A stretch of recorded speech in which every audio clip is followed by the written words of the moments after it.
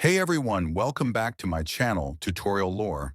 Today I am going to teach you how to cancel subscription in Nexlev browser extension.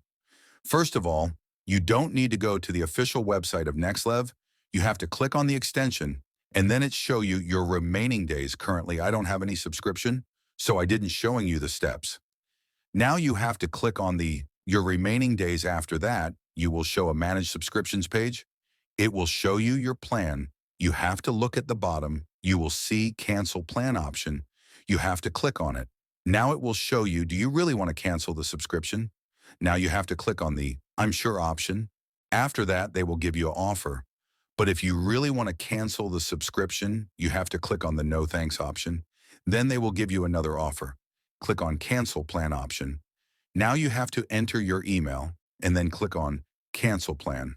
After that, you will see another page. You have to look at the right side upper and then click on cancel subscription option. And then again, click on cancel subscription once more. And then done, your subscription will be successfully canceled.